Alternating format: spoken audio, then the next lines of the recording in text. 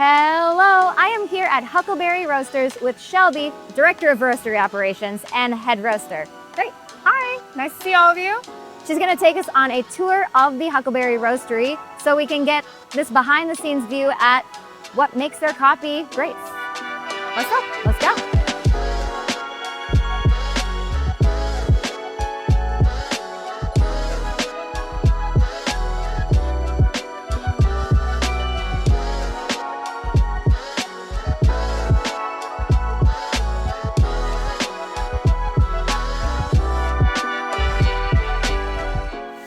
This is our roasting ops right here. We have both of our production machines. Only one of them is running today because we've kind of hit that point that we can't roast enough coffee on the Giesen to match production. So for the most part, we just use the Giesen for our special releases, mitigating some carryover towards the end of the week, which is nice because we don't have to clean it as often, keeps our labor hours down a little bit. What size is the Giesen? The Giesen is a 15 kilo. So this is like the first machine that we had when Huckleberry kind of became more of like a real operation. We used to have a much smaller roaster that operated out of our Pecos location. But this is the first roaster that we bought that was like our real-time roaster. So we do like 20 to 28 pounds at a time, depending on the profile. Typically single origins are gonna be in the 17 to 21 range, and then our blends are a little bit heavier. It allows us to slow down the roast without having to apply too much heat and give it a little bit more body. This is Brian. He's our production roaster. Hey. He roasts pretty much all of the coffee at this point. At one point I was covering lunches, and now he's just so efficient that he just roasts it all by himself. He's crushing it. And so this is our Loring. This is our 70 kilo roaster. This does like all of our coffee. We've gotten it to where we can do like 40 pounds as the low, and that's kind of pushing it for the low because we basically don't put on very much heat at all. But the 70 is the best purchase that we have ever made. It's a really amazing machine, especially for high volume production. Anybody who's asking me like what kind of machine they should buy, I always ask them like what their purpose is. Like if you want to have like a cool small space with a roaster that's really beautiful. Not that the Loring is not beautiful, but like I recommend like get a Giesen, get a San Fran, get something that like looks really like antique-y and is very aesthetically pleasing. But if your main goal is to grow and to do production and have an efficient machine, so you can't beat the Loring because the maintenance on it is relatively low. Like that takes me twice as long to clean, and it pushes out a quarter of the coffee that the Loring does. And the Loring is pretty efficient as far as its energy use as well. It definitely uses a lot of gas, but it's because it's a huge machine. Yeah. The burner that's inside of this Cyclone is like a jet engine. It's so loud when it's at 100%, and it puts out a lot of energy. So we're able to push about 132 pounds of coffee at a time. Technically, it's a 70 kilo, so we should be able to do more than that, and I could put coffee in and turn it brown. But it's just never going to be like the style that I like to roast, which a lot of the time is quite a bit faster. Single origins, we do between like 66 and 100 pounds. And then our blends, same thing, we do 132 pounds. We're at a level that like we don't do half batches for our blends because it's just a waste of time. Yeah. We've really turned our focus to efficiency in the last few years without trying to let go of that quality that's so important to us. This is like kind of a weird find we found a few years ago. I'm pretty sure you can just buy one on Uline, but you can only use it with bottomless pallets because if you look underneath, it is actually also like a genuine jack. Like it goes all the way up. So instead of having to scoop into our 70 kilo, like you can put 132 pounds in this scale.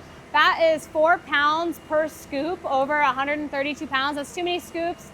So we try to save our wrists. We basically stack up our coffee just in a pallet like it is like you see in the rack, but we put it in the reverse order that we're gonna roast in. So last roast go on the bottom, first roast go on the top, and it allows Brian just to cut a bag and dump it in. And as soon as the stack gets lower than the scale height, then you just jack it up. So like here you can see it goes all the way down, but then you can change the direction and you can pump it up to about shoulder height. That's so cool. And then it makes it really easy. Just grab the scale. Brian, what are you roasting next? So you just bring it over. So then you just pull it forward. We love to see it. Yeah, I love this thing. I need the knife.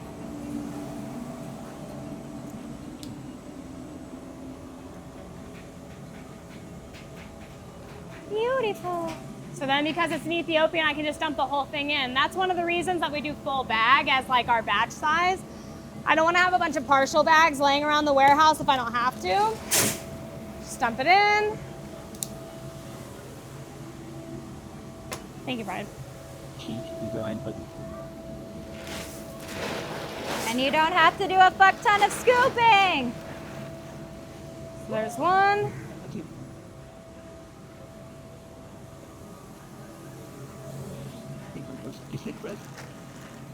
Wow. Voila. And then because the lowering cart is on wheels, we can just bring it back over. Connect it. So yeah, sometimes like Brian will prep his pallet like the day before or in the morning while the roaster's warming up. He'll stack 2 pallets, have it ready to go, and then all he has to do is put on his pallet jack, and as you empty the pallet from the coffee, you just jack it up a little bit more each time. And so you just keep reusing this like bottomless pallet. Yeah. You basically just need one. Oh, you have 2? Yeah, we have 2. You just can't put any pallet that has a base in it because if you jack it up, it'll split the pallet. Yeah. But yeah, this is one of the best tools that we have found. Kyle Rolling, one of our old production roasters, found this, and our lives have been forever changed because of it. I love it. I love it. Yeah, it's amazing. We have a program called Coffee Club, which has been one of the best outlets that we've been able to use. Basically, we have 2 options, comforting and adventurous, just like we do on batch. But it's an opportunity for people who want to like interact with our coffee but not pay full price. So if we have leftover coffee at the end of the week, or we have test batches that we're still trying to dial in the roast on, we can push them through Coffee Club. Coffee Club buys a jar. They get like a little sticker on the top that the jar costs like $100, and you get like 6 refills. And you're able to get, you know, probably $150 worth of coffee without having to have packaging. You can reuse the jar. You get to go into the shop and like you get a free cup of coffee whenever you go in and refill your jar. So I always tell people who are looking to like get a good deal on coffee that like Coffee Club, you can't really beat it. And if you get the Ethiopian beans, then you're going to get like 14 or 15 ounces instead of the full 12 because they don't weigh it. So it's like get the small beans. The small beans will yeah, give like you if you're stretch really just looking to like squeeze that dollar, get the African coffees and then you'll get a little more out of it. Yeah. So what's your proportion of single origins to blends like overall? Either volume or it's definitely not half and half. And we also have a few single origins that are darker, so they don't technically qualify as blends, but I would kind of put them in that blend category because they serve like the restaurant or the diner coffee purpose. And so that's going to be like our Bom Senso, our Flores that are Brazilian coffees, so they're single origin, but we roast them a little bit darker, and then they fulfill that like blend aspect. It's really nice for Huckleberry because we just have the full spectrum. Like that's something I've always really loved about Huckleberry is that like there's coffee for everybody. I have no problem going into like the shops that only have the specialty coffee, but I love that Huckleberry kind of has a mix of everything. If I bring a natural Ethiopian to my dad, he's not going to want to drink that. Like he doesn't like it. It's too sweet. It's too bright. It tastes sour to him. He's used to drinking like darker, full-bodied, bitter coffees.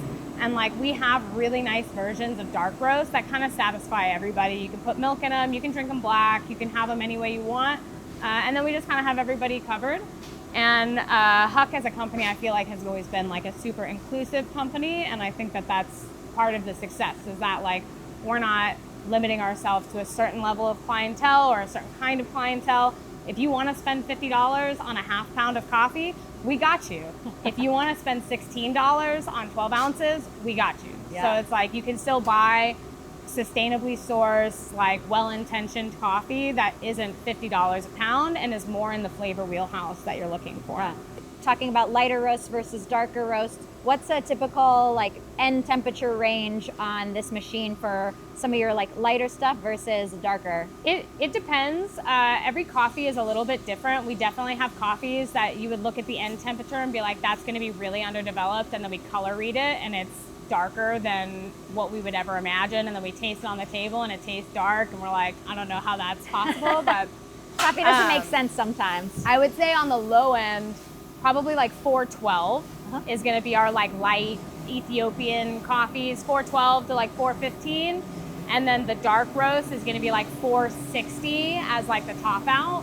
When we color read them, like we're probably not anywhere darker than like 75 Agtron. So like our dark roast is not like a dark roast, but it is dark for us. Yeah. And like when you have them on the table next to each other, you can really taste the difference. With the Loring, you have automatic capabilities. Do you do any automatic, or do you do primarily manual roasting? We do primarily manual roasting, but for like the darker coffees, there are a few that we'll set profiles for. It honestly ebbs and flows depending on how much profile management Brian wants to do. So he'll do a bunch of blends here, and instead of letting the production deal with like weighing them out because it's super inefficient with a scoop, we put a scale underneath there. So he'll be doing Brazil, and he'll weigh out like 36 pounds or whatever the half mark is for the Brazil in each bucket that he can. And then he'll roast a Latin next, and he'll top them off to make the blend whole. And then he pushes them to production with like a blended, unblended tag on it so that they know like this still needs to be blended, but all of the components are here. But yeah, this is one of our blend tags. So like Brian will basically check off what coffees he's put in there so that we can all be on the same page that like, yes, those coffees are in there and it's unblended, and then it's going to roll over to the other side. And once they blend it, they'll turn it to this side, put the date on it, and then everyone knows that it's blended. That's been a big thing that we've been working on here in this roastery is we have so many people in it. Like when I started, it was me and Kevin. Me and Kevin and maybe some people who are baristas who would come and help pack, and like the owner would come and pack. And now we just have so many people that communication has to be reiterated all the way. Like everyone should be able to look at a coffee and immediately know what's going on with it. They shouldn't have to ask anybody. And like if this system breaks down, then we have problems. But for the most part, like this has been really helpful for making sure that things don't get blended twice or go in completely unblended. Like it's very, very clear that like orange tag means that they need to be blended. I hate wasting coffee. And so like that's my biggest thing is I make sure that like every ounce of coffee gets used, whether that's in cold brew or a coffee club like we were talking about before, or put into a blend that's going to go to our shop, you know, making sure that we're just not wasting a ton of coffee or donating it. If we end up with a bunch of coffee that we can't sell, we donate a ton of coffee to like the Denver school system. We do it to Rocky Mountain Food Bank. And like if anybody wants to like find a place to donate coffee, we're always pretty open with allowing that to happen, just because like there's no reason that coffee should go to waste. There's no reason. So do you do quality control production cuppings every day, or is that just Wednesday? Every day following a roast day. So it's Tuesday, Wednesday, Thursday, Friday. So 3 to 4 days a week, depending. We try really hard to never let cupping be the thing that you can cut because of time. So if we're running low on time, sometimes we'll just like rotate out on the roaster. Like we'll split the table on two sides, which was something that we got in the habit of doing in COVID so that we weren't like right next to each other. And we've actually just left it that way, where instead of having the two cups next to each other, they're across the table from each other. And then it's like I have my side, and like, you know, Kevin or Brian will have their side, and then we're a little more spread out. If there's a defect in my cup, like I'll hop over to the other side to cup theirs. But sometimes when we have too much roasting and we can't let the roaster idle at all, I'll pour one side and I'll cup. And then I'll switch out with Brian, and Brian will come pour the other side and he'll cup, and then we'll come talk about the roast at the roaster. Just because I don't ever want to be the roastery that doesn't cup and their quality control just like flies away. Totally. Yeah. Tell me about this tool situation. That's like so cool. I've not seen. Okay, so this is our tool rack for cleaning the roaster. So we've basically taken all of the tools that are needed to clean the Loring on like a normal cleaning. Obviously, I don't think it includes most of the tools that we need for the annuals, just because that's kind of a different beast. But he has like the scrapers, all of the brushes. He has the dust masks. making sure we love that to see it. We love to see it. super organized. Yes. And then we have all of our tags. So Kevin creates all these tags that are for our coffees. So those are the SKUs you have Those right are the SKUs that we have right now. And all of these are single origin here. And then these are our blends slash the 2 or the 3 darker roasts that we do. And it just makes it so that like Brian saves a little bit of time. We don't have the issue of not being able to read handwriting. And because we reuse so many of our, or we use the same producers year after year after year, some of these tags are like 6 years old. And so it makes it really easy. We're big fans of Velcro around here. We put Velcro on everything. I'm not exaggerating. I will put Velcro on literally anything. I love having Velcro in the roastery just because it makes it so easy to tag stuff. And you don't have tape falling into anything. Tape doesn't fall into anything, and you can use it for multiple things. Like I'll show you when we get into production our Velcro project in there, but it's just like the staff makes fun of me because I buy like hundreds of dollars worth of Velcro. Your Velcro plant. Yeah, like they come in like these big reels. They're like, I didn't know that they sold Velcro like that. How frequently are you doing roaster cleaning? Nice. Every week. Yep. So that's another one that I'm very, very anal retentive about. I do not like fires. I've only had one chaff can fire, and it kind of seemed like it was a freak event that like we only had like, on the loring? On the loring in the chaff can, and we only had like 5 roasts in, so it wasn't like the chaff can was full, which is typically your main culprit of having a fire. Right. And I get a call from one of the people at the roastery like, the chaff can is smoking. And I like whipped around and came back, and we were able to get it out. There was no damage. And it was like really not a big issue besides just smelling terrible. But I have not really ever had any sort of massive fire hazard, and I want to keep it that way. So like keeping a super clean roaster is part of it, and it just makes cleaning way less difficult. Like I can wipe this the cooling bin out with water, and it's clean as can be. If you keep it clean, it stays clean. It's when you let it build up, then it gets really, really tough, especially in these loorings. Cleaning this whole roaster probably takes Brian an hour and a half. Like it's super fast, especially for a machine that puts out that much. Cleaning the entire Giesen takes like 3 to 4 hours. So this is where most of our green storage is. Everything comes in through this door. We're trying to get all of our production more linear. It's a little hard in this facility just because of the way that it's shaped. But I like that coffee comes in one door, gets roasted, hits production, and then kind of goes through that way. We're gonna do a big rearrange in the production space to make everything like one straight line. I've been trying to eliminate how much like chauffeuring of coffee there is across the floor, like putting it in racks and moving it across and putting it in different positions. But yeah, all of our coffee comes in like this. One of the big efficiency things that we've done in the last few years, probably like the last 4 years, is starting ordering pallets of 10 of coffees only. So instead of doing split pallets, which again, it's the luxury of a bigger roastery, is that I need 10 of these coffees at a time. We have the cash flow usually to get 10 of a single coffee at a time. So it makes it so that we can just put the pallet straight up. There's very little rearranging of coffee. It saves Brian's back, it saves my back, and then it makes it so that we can just strap it, put it up top, and each one of these pallets is typically 10 of the exact same coffee. The exceptions are more like single origins that we don't have as much volume of. We do split pallet 5 and 5 on the floor just so they're accessible. But like if you look up, like that's all one Brazil single origin. That's all one Ethiopian single origin.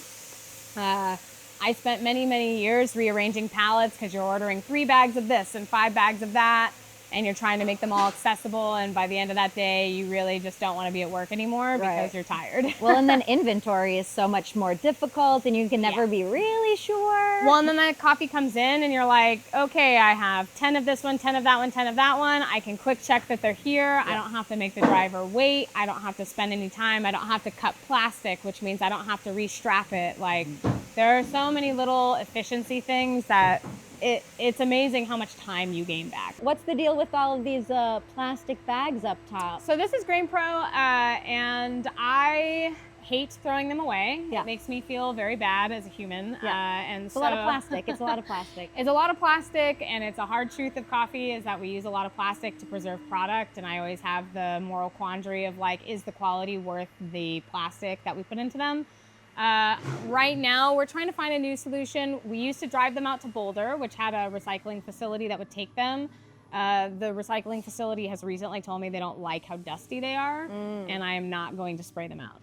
So it's Looking for a new solution. So well, and then we started shipping them back to Grain Pro in California, and I had another question of like, is shipping them out there like, is the shipping offsetting the impact? So now I post them on Facebook Marketplace for free, and so a lot of like landscapers come and pick them up. Totally. So that's a big one. Gardening, the burlap goes easy. I post that, people are here, they pick it up constantly. Stack of burlap over here. Yeah, so I don't throw away burlap or Grain Pro. And that just kind of means sometimes I end up with a little extra storage, but if you post them for free on Facebook Marketplace, people come and get them. So coffee comes in So here, coffee, all of this is separated. roasted. Like these are our darker roasts, and then our blends, and then our single origins. So we kind of store them in order this way, FIFO them out this way, and then they come in this way. This is our coffee club. So this is everything that gets bagged at the end of the week. We've got it classic, adventurous, and then that helps us make sure that the stores always have a balance of offerings for customers. So then it comes in, it gets blended here if it's a blend. So I was going to ask how you do your blends. Yeah, we're trying to find a better solution, but for reference, these cost about like $800 a piece. They typically last 2 to 3 years. And then eventually like the center of that engine wallows out and like the bucket falls, we have to buy a new one. The next option that blends probably like double the coffee and maybe is a little less of a footprint is $12,000. So we're trying to decide, you know, what's the better solution? Continue to buy these and have them break every couple years, or buy one that could blend honestly a similar amount and then spend 10 times as much, but also like maybe not. Like I think that cost-wise it might kind of even out. It might be more fixable than these are. Like we fix these multiple times before we toss them out. It's kind of like the last resort, but we use the Loring to blend as well when it's not being used for roasting, because we can do 120 pounds in the roaster, and these are 60-pound capacities. One of them is like a Ross ribbon blender, and like that was kind of like, it has almost like the Loring where it's not a drum, it's like a ribbon that runs through it to blend everything. Coffee, you can see this has all been blended because it's got the tag flipped on it. Brian's already marked it off here, and then it got flipped, and then that tells the staff that it's ready to go. Coffee comes in, we use these vacuum all fills, so it pulls it up to the top, kind of saves our backs as well. Eliminate lifting. Yes. Love it. Work smarter, not harder. We try very hard to do that, but it took us a while to get here, like most roasteries, I think. All of these solutions are not free, and it takes a minute to be able to afford them. So it comes in, it gets packaged, it gets sealed, and then it gets put onto these racks. So this is the Velcro project that I was telling you guys about, is that all of these racks have Velcro on them. And then we can put what kind of coffee it is right on the rack. This is like where we set everything up. All of these bags have yet to be filled, and they all have their own specific tag. And then you can just stick them on the Velcro. I love having all of these on casters. Everything is modal. We're able to rearrange the floor in a heartbeat. Velcro and casters is like my main top tips. Yeah. Velcro casters, don't drag buckets across the floor. It's not health code, and it kills your back. And like, if your workers are not angry about being at work every day because they have to work 10 times harder than they should, like spend the $200, buy some casters, and like save everybody's back. When we're fulfilling orders, these racks get put kind of like in an amphitheater style, so you can just like grab stuff, and we have little dollies that you basically put your tote on, and then you just kind of go shopping and like throw it in the tub. It's another one that kind of saves you from walking back and forth. But yeah, this is like where we do all of our packing for mail. So like Jacob, our production manager, has already separated everything out. This is like mail that's gonna go out today. And then this is stuff that has yet to be packaged. That's a lot of mail. That is nothing. I'll send you some pictures of some of the productions that we do on Mondays. Just bags and bags and bags, Yeah, this is like small beans. Yeah, I was like, this is like a normal Tuesday where it's like probably 800 packages. Monday and days that we do sales are insane. But yeah, and then we do like merch as well. So like someone goes and gets all of the merch, puts it on a single rack, and then we're able to get everything packaged and ready to go out the door. We're in the middle of packing up mail right now, so we'll probably have another one of these like orange containers worth of mail. But yeah, and then like everything else here is storage. Obviously we go through a lot of packing materials, so we have to have a place to store all of that. And we just try to use as much vertical space as possible.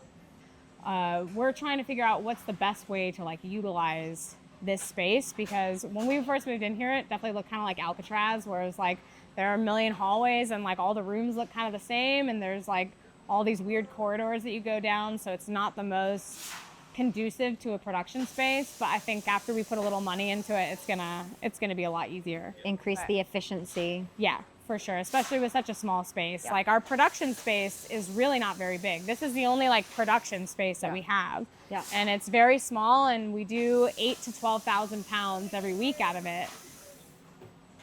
That's Katie. She does all of our cold brew queen. Nice. But yeah, we've got great staff, so it makes things easy. And how many people do you have like on the roasting team and production team? Roasting team is technically just me, Kevin, and Brian. Mm-hmm. So we have 3 people who are capable of like turning on the machine and roasting coffee. Brian is our main roaster though. He does like all of the roasting. As soon as he took over production roasting, he really just ran with it. He's perfectly happy to work a 10-hour day and then come in for a half day on Friday or something like that. I mean, that's ideal. Yeah. I think he's also, you know, like I said, he's into biking, so it's nice that he can really maintain his schedule. For me, I'm always like, I really don't care when you do the work or how you do the work, as long as the work gets done and it doesn't slow down production. You can do whatever you want. You want to stay here for 12 hours and roast so that you can have a half day on Wednesday? I don't care. Yeah. The coffee just has to be here, and that's all that matters. Yeah. So this is like our grinding space. And then this is what is affectionately called merch church. This is where you go to get any of like the merch that we have. It's dusty in here, obviously, so we try to have everything covered in plastic or in bins so that it doesn't get too dusty. You guys have the best merch, though. Oh, thank you. That's mostly due to Cohen and marketing team, I would say. Cohen is he's our brand guy. Yeah. You know, and he does a great job. So. Truly. And we have an amazing graphic designer who just makes the best stuff. Mm-hmm. So I need to buy some stuff. Yeah. No, we do a ton of merch, especially through our shops. So I think like tourists come in, they love to buy that. We don't do a bunch through our like online, but our cafes just do a ton of merch, ton of beanies, ton of hats, like ton of everything. Mm-hmm. I also was like, we bought sweaters. It's the middle of summer. I was like, those aren't gonna move. We're almost out. Like, of course. It doesn't matter. Of course. Yeah. I mean, Colorado's chilly in the mountains. I was gonna say it's an active state, so I think people are like, oh, it's a perfect camping sweater. Yeah. But yeah, and then this is all just like instant coffee. That's blown up recently, and we do a million packages of instant coffee. Who does your instant? Do you send it off to get? Oh yeah, Swift. Yeah, I always told Cohen, I don't care if we do instant, I don't care if we do frac pack, I just don't want to do it in this facility. Swift Cup is a really great partner for us. They do a great job. We're able to use our own branding. Again, this is our graphic designer who does all of our branding for stuff, and it's super pretty. And we can do single origins and blends. We're actually about to do a decaf, which our decaf has started blowing up. We're trying to get a half calf. Not necessarily instant, but a half calf blend out as well, and see how that does. Just because I think there are a ton of people who are looking to not be as caffeinated as I am all the time, you know, and that's fair. Yeah. We don't want to forget about them. So it's just like, again, part of like the mission of like having coffee for everybody. Decaf can still be really great coffee. Especially, I love the Sugar King Colombian decaf. Like we do a ton of it, and it's nice coffee. Yeah.